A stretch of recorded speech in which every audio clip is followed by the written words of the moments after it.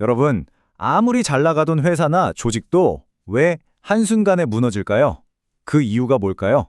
바로 그 답을 찾아서 저희가 무려 2700년 전으로 한번 거슬러 올라가 보려고 합니다. 중국 역사상 최고의 재상으로 꼽히는 관중의 지혜, 지금부터 한번 제대로 파헤쳐 보겠습니다. 자, 이 한마디가 정말 관중 사상의 모든 걸 담고 있다고 해도 과언이 아닌데요. 생각해 보세요. 1년짜리 계획은 곡식을 심는 거죠. 금방 수확하니까요. 10년 정도 내다본다면 나무를 심어야겠죠. 그런데 조직이 평생 영원히 지속되게 하려면 뭘 심어야 할까요? 바로 사람입니다. 결국 모든 건 사람 키우기에 달려있다. 바로 이겁니다. 그러니까 결국에 근본적인 질문으로 다시 돌아오게 되는 거예요.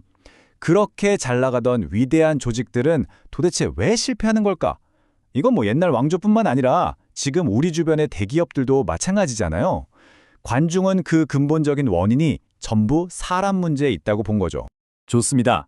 사람을 키워야 한다는 건 알겠는데 그럼 대체 어떤 사람을 키워야 할까요? 아무나 키울 순 없잖아요. 관중이 딱 네 글자로 정리한 개념이 있습니다.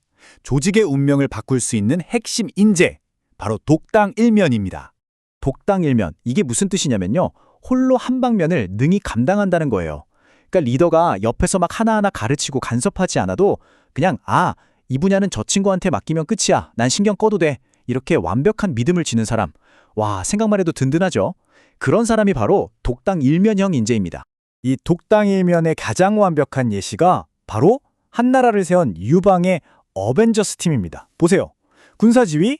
이건 역사상 최강의 장군 한신한테 그냥 다 맡겨버려요. 보급이랑 행정, 나라 살림은 소아가 알아서 다 합니다. 그리고 가장 중요한 전략, 큰 그림은 장량이 다 짜주죠. 유방이 한 건 딱 하나예요. 각 분야 최고의 전문가, 이 독당일면하는 사람들이 자기 능력을 120% 발휘할 수 있도록 믿고 판을 깔아준 겁니다. 이게 바로 천하통일의 핵심 비결이었던 거죠. 자, 근데 유방이 왜 그렇게 대단했는지 알려면 그의 영원한 라이벌이었던 항우랑 비교해보면 이게 아주 그냥 확 와닿습니다. 한 명은 사람을 품는 리더였고 다른 한 명은 힘으로 모든 걸 부수는 리더였거든요. 시대의 배경을 잠깐 보면 강력했던 진나라가 와르르 무너지고 나서 중국 대륙 전체가 혼돈에 빠졌을 때입니다. 바로 이때 유방과 항우라는 두 영웅이 나타나서 천하를 두고 맞붙게 되죠. 근데 이게 단순히 땅 따먹기 싸움이 아니었어요. 완전히 다른 두 가지 리더십, 두 가지 철학의 정면으로 충돌한 겁니다. 솔직히 개인적인 능력치만 보면 항우가 유방보다 몇 수는 위였어요. 싸움도 잘하고 카리스마도 넘쳤죠. 근데 치명적인 문제가 뭐였냐? 자기보다 똑똑한 사람을 그냥 도구로만 봤다는 거예요. 절대 믿고 맡기질 않았죠.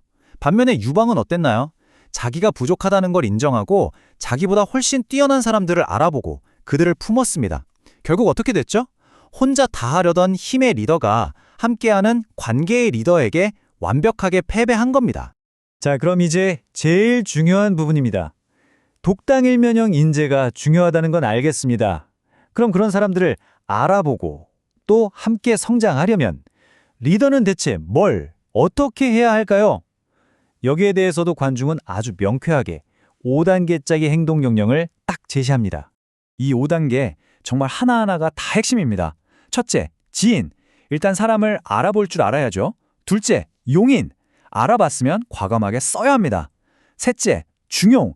이게 중요한데 그냥 쓰는 게 아니라 그 사람의 재능이 가장 빛날 수 있는 곳에 중요하게 써야 한다는 겁니다. 넷째, 위임. 일단 맡겼으면 진짜로 믿어야죠. 마지막 다섯 번째, 원소인.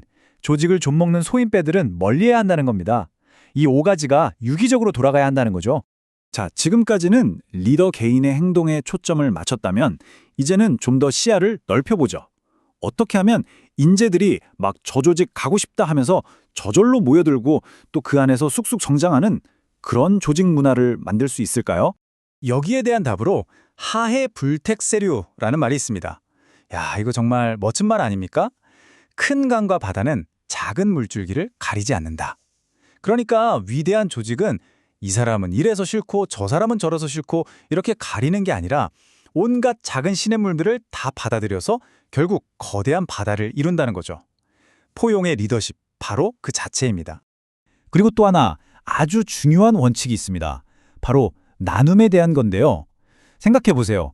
조직이 큰 성공을 거뒀는데 그 열매를 리더나 몇몇 소수가 독차지하면 어떻게 될까요? 이 오래된 지혜는 그 결과를 정확히 알려줍니다. 재물이 한 곳에 모이면 사람은 흩어진다. 재취, 즉 민산. 너무나 당연한 이치죠. 자, 그럼 반대로 하면 어떻게 될까요? 재산, 즉 민취. 재물을 흩어서 나누면 사람들이 구름처럼 모여든다는 겁니다. 공정한 보상이 이루어질 때 사람들은 이게 내 일이구나 하고 주인의식을 갖게 되고요. 그러면 또 더 뛰어난 인재들이 모여들게 되는 거죠. 이런 선순환, 결국 리더가 남겨야 할 건 당장의 이익이 아니라 사람이라는 겁니다. 그런데 여기서 정말 중요한 오해를 하면 안 됩니다. 사람을 품고 잘 나눈다고 해서 이게 마냥 물렁물렁하고 원칙 없이 좋은 게 좋은 거지 하는 게 절대 아니라는 거예요. 반드시 필요한 게 바로 철면무사의 자세입니다. 쇠로 된 가면을 쓴 것처럼 사사로운 감정이나 개인적인 친분에 흔들리지 않는 그런 냉정한 공정하며 이런 단단한 원칙이 있어야만 포용도 나눔도 힘을 얻고 진짜 신뢰를 만들어낼 수 있는 겁니다. 자, 지금까지 조직과 리더에 대한 이야기를 쭉 해봤는데요. 이제 마지막으로 그 화살을 우리 자신에게 한번 돌려볼 시간입니다. 내가 리더로서 혹은 훌륭한 인재로서 계속 성장하려면 무엇을 봐야 할까요? 중국 역사상 최고의 성군으로 꼽히는 당태종이 이런 말을 했어요. 리더에겐 세 개의 거울이 필요하다고요. 첫 번째는 동감, 구리거울입니다. 내 옷매무새나 표정 같은 겉모습을 보는 거죠. 두 번째는 사감, 역사의 거울입니다. 과거의 성공과 실패를 보면서 배우는 거죠. 그리고 가장 중요한 세 번째 거울, 바로 인감, 사람 거울입니다. 이게 뭘까요? 바로 내 옆에서 그건 좀 아닌 것 같습니다 라고 쓴소리를 해줄 수 있는 사람이요. 나 스스로는 절대 볼 수 없는 나의 단점과 실수를 비춰주는 사람. 그 사람이 바로 리더를 성장시키는 최고의 거울이라는 겁니다. 결국 모든 이야기는 다시 처음으로 돌아옵니다. 2700년 전 관중의 시에는 시대를 관통해서 바로 오늘 우리에게 이렇게 묻고 있습니다. 당신은 지금 무엇을 심고 계신가요? 당장 내년에 수확할 1년짜리 곡식인가요? 아니면 10년 뒤를 내다보는 나무인가요? 그것도 아니면 평생에 걸쳐 거대한 수풀이를 사람이라는 씨앗을 심고 계신가요? 여러분의 평생 계획은 과연 무엇입니까?